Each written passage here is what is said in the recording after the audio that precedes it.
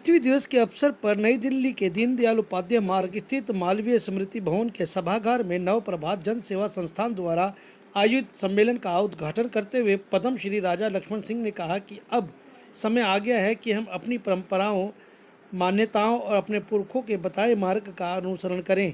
उन्होंने कहा कि इनको बिसराने का दुष्परिणाम हम देख चुके हैं और आज भी उसकी भारी कीमत चुका रहे हैं। पृथ्वी पर आए भयानक संकट का एक अहम कारण यही है जहां आज तक जल संकट का सवाल है। सम्मेलन की शुरुआत मां भारती के चित्र पर मुख्य अतिथि राजा लक्ष्मण सिंह, विशिष्ट अतिथि प्रमुख समाज सेवी वेद प्रकाश गुप्ता, वरिष्ठ पत्रकार एवं चिंतक अतुल्य प्रभाकर, उप जिलाधिकारी बिजनौर मांगेराम चौहान, दूरदर्शन के पूर्व निदेशक अमरनाथ अमर, इंडिया न्यूज़ उत्तराखंड के प्रमुख अरविंद चतुर्वेदी, संस्थान की प्रमुख श्रीमती सुमन द्विवेदी, सचिव राजकुमार दुबे व समारोह की अध्यक्षता कर रहे वरिष्ठ पत्रकार एवं पर्यावरणविद ज्ञानेंद्र रावत एवं जाने माने सोशल वर्कर हरपाल सिंह राणा द्वारा पुष्पांजलि अर्पण के साथ हुई। सम्मेलन में हरपाल सिंह राणा व संजीव यादव को बाबा आमटे समृद्धि राष्ट्रीय सम्मान से सम्मानित किया गया और भारत के कई राज्यों से आए पर्यावरण योद्धाओं को भी सम्मानित किया गया। ये है जो कि 100 से अधिक बीमारियों में उपयोगी है। इसका एक पर्चा भी है, इसमें कुछ लिखा हुआ है, आप वो देख सकते हैं। एक अजवाइन है, ये गिलोय भी जाके लगा सकते हैं। इसकी इतनी डंडी आप सबको मालूम होगा, एक छोटी सी डंडी भी उबाल के अगर आप ले लेंगे 5 मिनट। एक दूसरे की जानकारी साझा करना आज की बहुत आवश्यकता है। मैं संस्था को बधाई देता हूं और ये उम्मीद करता हूं कि आगे भी इस तरह का कार्य करते रहेंगे। जय हिंद, जय भारत। मैं बांझ को मुख्य रूप से अभी मनोज सतीश जी ने कहा पहाड़ का हरा सोना जिसे कहा जाता है, उसको लेकर जो है हम लोग एक जंगल वहां पर तैयार कर रहे हैं। और पानी को लेकर चाल खाल जो हमारी पोखर बनाने की जो हमारी पुरानी परंपरा थी हमारे पहाड़ों में, जिसे आज भी पहाड़ों में पोखर या पोखरी नाम से कई सारे गाँव। मैं 3 बजे उठता हूँ, 1 घंटा में अपनी माँ यमुना की निर्मलता के लिए प्रार्थना करता हूँ।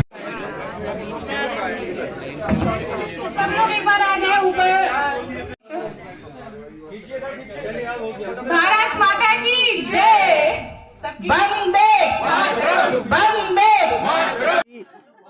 जितनी भी प्राकृतिक संपत्ति है, संसाधन हैं, उन सब के विनाश के लिए अगर कोई दोषी है तो उसके लिए हम ही हैं। जितने प्राकृतिक संसाधन हैं वो हमारे हैं, हमारे हित के लिए हैं, हम सब के लिए हैं और उनका विनाश समूचे देश का, समूचे विश्व का, समूचे समाज का विनाश है। जैसे ही जनसंख्या बढ़ेगी हमारी आवश्यकताएं बढ़ेंगी। सरकार 50 दावे करती है, सरकार ये क्यों नहीं करती कि हम जनसंख्या बिल पेश करें। जाति जनगणना हुई, जाति जनगणना के दुष्परिणाम भयानक होंगे। हर जाति अपने लिए क्षेत्र विशेष की मांग करेगी और देश खंड खंड हो जाएगा। निदान की बात करें तो किस तरीके से छोटी छोटी गोष्ठियाँ, संगोष्ठियाँ, आपस में वार्तालाप, विचार विमर्श के द्वारा हम इन समस्याओं का निदान पा सकते हैं। शुरुआत अपने घर से करें, अपने बच्चों को प्रेरित करें, आगे आने वाले भविष्य को जागरूक करें कि वो इस डिजिटल युग में भी आने वाले समय में अपनी प्रकृति के साथ तालमेल बिठाए रखें और शुरुआत अपने घर से करें। जो आज नए युग में जो फ्लैट सिस्टम है, जहाँ पर पेड़ पौधे लगाने की जगह नहीं होती है, तो वहाँ छोटी जगहों में पेड़ पौधे कैसे लगाए जाए, कैसे ऑक्सीजन ज़्यादा से ज़्यादा मिल सकता है, उसके बारे में काम करें। साथ ही छोटे बच्चों के साथ उनको एक किट देते हैं जिनमें वो छोटे छोटे उनको बीज दिए जाते हैं कि कैसे पेड़ उसमें से छोटे पौधे उगते हैं, तो उनको थोड़ी रिस्पॉन्सिबिलिटी का आभास होता है और वो कैसे उसको आगे लेकर जाए, उनको सेंसिटिविटी हो, क्योंकि बच्चे ही हमारा भविष्य है। जो हो गया है, आगे कैसे देखा जाए, समस्याओं का निदान के बारे में सोचना चाहिए। और छोटी छोटी चीज़ें जो अगर घर से शुरुआत करें कि घर में 2-3 चिड़िया के घोंसले रखे, पानी का एक छोटा सा रखे जहाँ चिड़िया आकर पानी पिए। बड़ी बात यह है कि आज का यह कार्यक्रम न केवल उपयोगी रहा, न केवल ऐतिहासिक रहा, बल्कि बहुत ही सार्थक रहा और इसका सारा श्रेय संस्था के अध्यक्ष सुमन द्विवेदी जी को जाता है।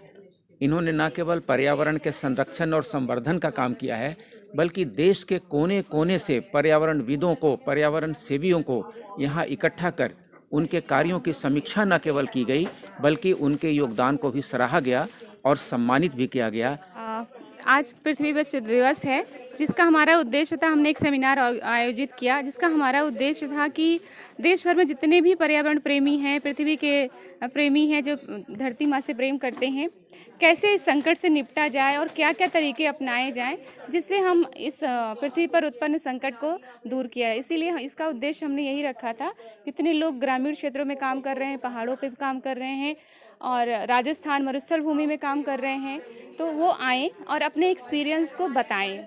और जैसा कि हमारा प्लान था, लोग आए भी और अलग अलग तरीके की समस्याएं, उनसे कैसे निपटा जा रहा है, कैसे लोग कर रहे हैं, किस तरह की चुनौतियों का सामना कर रहे हैं, उन्होंने बताया। कितने लोग आए, कितने राज्यों से? करीब देश के कोने के हर राज्य, ऐसा कोई राज्य नहीं बचा जहां से लोग ना आए हों, और बड़ी ही मेहनत और लगन के साथ काम कर रहे हैं। उन्होंने अपने कार्य को साझा किया और इन सबकी अध्यक्षता हमारे पद्मश्री श्री राजा लक्ष्मण सिंह जी ने किया, जो आज के हमारे कार्यक्रम के मुख्य अतिथि थे। और उनके मार्गदर्शन में निश्चय ही बहुत कुछ हमें सीखने को मिला और आगे का कार्य हम लोगों ने उसी तरह दिशा में तय किया है।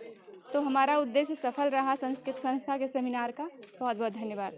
आज आपको सम्मानित किया गया है, पर्यावरण दिवस मनाया गया है, उसमें आपको भी सम्मानित किया गया, कैसा लग रहा है आपको? देखिए, ये बहुत अच्छा कार्यक्रम था। बहुत अच्छे व्यक्ति यहाँ पर आए, पूरे देश से पर्यावरण के ऊपर कार्य करने के लिए जो व्यक्ति आए, उन सब का यहाँ सम्मान हुआ। ये बहुत बड़ी बात है। जो समाज के लिए काम करता है उसको सम्मान मिलना चाहिए। और जो सबसे बड़ी बात है वो ये है कि यहाँ पर आके ये बात सामने आई कि ऑक्सीजन में पर्यावरण की जो जांच है वो होनी बहुत आवश्यक है। क्या कहेंगे? यही है कि जैसे हमारी बिल्कुल हालात ऐसे हो जाते हैं जब जागरूक होते हैं हम। जैसे कोरोना के दौरान हुआ, ऑक्सीजन की ज़रूरत पड़ी तो हमें ऑक्सीजन की आवश्यकता महसूस हुई। तो इससे पहले कि इंसान का दम घुट घुट के मरने लगे और ऑक्सीजन की उसे आवश्यकता हो, तो हमें पहले ही सचेत हो जाना चाहिए। हमें अपने यंत्र सचेत रखने चाहिए कि कितनी इंसान को आवश्यकता है, कितनी हमारे पास पर्याप्त है या नहीं है। राणा जी, क्या लगता है, जिस तरह से बड़ा प्रेशर है कि हमारे पास अभी तक कोई ऐसा यंत्र नहीं बन पाया कि हम हवा में ऑक्सीजन नाप सके, क्या लगता नहीं इस तरह कोरोना काल के अंदर भी कई अपना प्राण त्याग दिए, कई लोगों ने बीमार होकर ऑक्सीजन की वजह से? देखिए, बिल्कुल, ये अभी स्वाति राणा ने एक इसमें पत्र भेजा था माननीय प्रधानमंत्री महोदय को, तो वो जो वहाँ से एक जवाब आया है जिसमें ये कहा गया है कि पर्यावरण में ऑक्सीजन नापने की आवश्यकता ही नहीं है। उन्होंने कहा ये प्रकृति का वरदान है, इसकी नापने की आवश्यकता नहीं है। अब वो अपनी जो गलती हो रही है उसको छुपा रहे हैं और ये उस बात को मान ही नहीं रहे हैं कि पर्यावरण को में ऑक्सीजन नापने की आवश्यकता है। मेरा ये अब भी मानना है कि ये आगे बहुत बड़ी समस्या उत्पन्न ना हो, इसलिए हमें सचेत होना चाहिए। जैसे सीमा ने कहा, इसको अभी से इसकी जांच करने की आवश्यकता है। एक समस्या और बड़ी आ रही है जिससे पूरा देश कर रहा है कि अभी 2 दिन पहले ही हमें सबसे बड़ा जनसंख्या विस्फोट का देश माना गया भारत देश को। क्या लगता नहीं इसको रोका जाए, इस जो विस्फोट, जनसंख्या विस्फोट है, इसको रोका जाए? बिल लाना चाहिए सरकार को? बिल्कुल बिल लाना चाहिए। उत्तर प्रदेश सरकार बिल लेके आई है, उसमें भी कुछ खामियां हैं। उसमें एक व्यक्ति की नियम बनाया गया है, एक बच्चे का। मेरे पास ऐसी जानकारी है, लेकिन एक का नहीं होना चाहिए, कम से कम 2 बच्चों का होना चाहिए। और ये जो जनसंख्या है, ये अगर रोजगार का, इसके जो जनसंख्या बढ़ रही है, अगर ये हाथ अगर रोजगार में लगे तो देश का विकास होगा।